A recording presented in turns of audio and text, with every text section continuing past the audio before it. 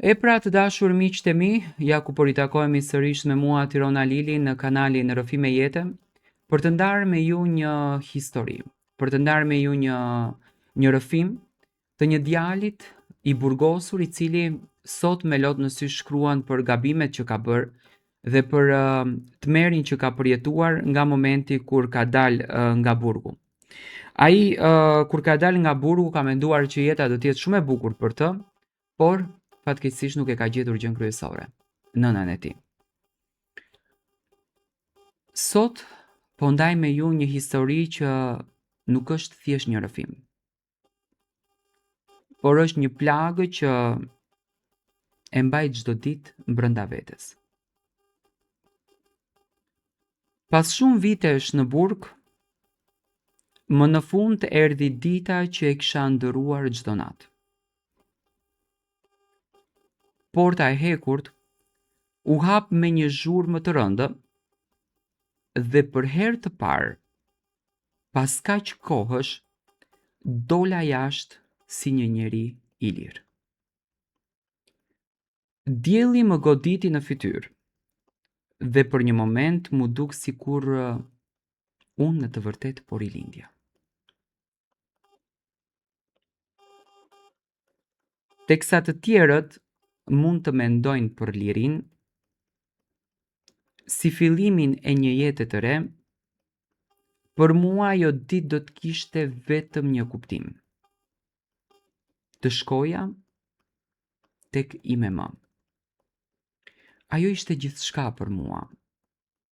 Edhe kur bëra gabimet më të mëdha në jetë, ajo nuk më ktheu asnjëherë shpinën. Ishte e vetmja që më qëndroi pranë. Më shkruante letra çdo muaj. Në çdo letër kishte të njëjtin mesazh: shpresë, falje dhe dashuri. Biri im, më shkruante ajo. Gabimet janë pjesë e jetës, por nuk të përcaktojnë ty. Një ditë do dalësh prej andej dhe do fillosh nga e para. Dhe unë do t'jem këtu duke të pritur ty. Dhe unë sinqerisht jetoja për atë ditë.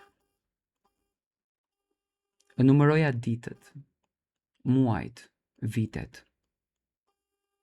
Vetëm për momentin kur do ta përqafoja përsëri nënën time. Gjatë gjithë kohës në burg, një nga dhimbjet më të mëdha ishte fakti që unë nuk isha pranë saj. E dija që po plakej, e dija që kishte nevojë për mua, por unë nuk isha aty. Dhe kjo më vriste çdo ditë nga pak. Kur më në fund dola, nuk humba asnjë sekond. Mora rrugën drejt shtëpisë. Çdo hap më dukej i rënd nga emocionet.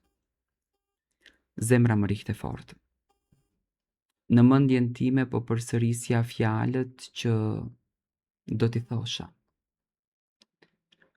Më fal, nënë. Këtë herë do të ndryshoj. Këtë herë do të jem biri që ti meriton. Imagjinoja fytyrën e saj kur do më shihte. Lotët e saj, përqafimet e saj. Ajo ishte arsyeja pse doja të bëhesha më i mirë. Por kur arrita tek shtëpia, diçka nuk shkonte. Gjithçka ishte e heshtur, shumë e heshtur. Nuk dëgjohej asnjë gjë. As televizori, as sapat e saj, as zëri i saj që gjithmonë mua më thëriste. Dera ishte gjysmë e hapur. E shtiva ngadalë edhe hyra brenda. Nën, e thira me zë të ulët. Asnjë përgjigje. Zemra filloi të më rihte edhe më fort, por këtë herë jo nga emocionet, por nga frika. Eca ngadalë nëpër shtëpi. Çdo hap më dukej më i rëndë se tjetri. Shtëpia më dukej e njëjtë, por në të njëjtën kohë krejt ndryshe. Ishte bosh. Ishte e ftohtë. Shkova drejt dhomës së saj. Dera ishte pak e hapur. E shtyva. Dhe aty gjithçka u ndal. Nëna ime ishte e shtrirë në shtrat, e pa lëvizur. Sytë e mi në ato momente nuk donin ta pranonin atë që po shihja. U afrova ngadalë sikur ndoshta ishte thjesht duke fjetur. Nën, u ktheva për shpërita unë atë moment, por çuditërisht ajo nuk u përgjigj. E preka dorën e saj, ishte e ftohtë, dhe aty e kuptova, ishte shumë vonë. Ula pranë saj dhe ndjeva sikur bota ime u shëmb në atë moment. Fillova të qaja sikur më parë dhe të gjitha emocionet që kisha mbajtur brenda për vite, aty më shpërthyen. I thira, i fola, i kërkova falje, por ajo nuk mund të më dëgjonte më. Të gjitha ato fjalë që kisha ruajtur për atë moment mbetën të pathëna. Më fal që nuk isha pranë teje. Më fal që të lash të vetëm. Më fal që u ktheva kaq vonë.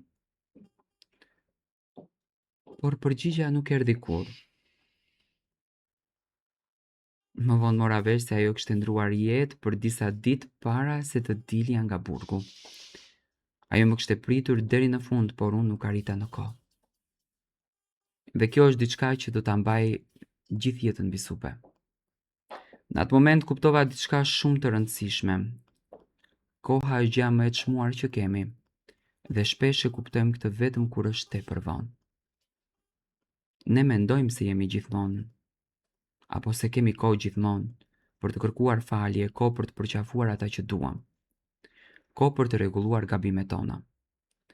Por e vërteta është se ne nuk e dim sa kemi kohë. Unë humba vitet më të rëndësishme të jetës time, humba momentet me nënën time dhe në fund, humba edhe mundësinë për t'i thënë lam të mirë. Sot jetoj me këtë dhimbje çdo ditë.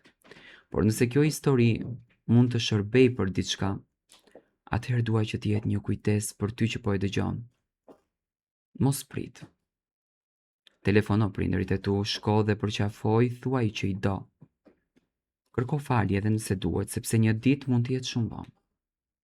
Unë dola nga burgu atë ditë si njeri i lirë, por në të njëjtën kohë humba njeriun që më donte më së shumti në këtë botë. Dhe kjo është një liri që nuk ka kuptim pa të. Kjo është historia ime, dhe do të jetoj gjithë jetën duke e kujtuar atë ditë.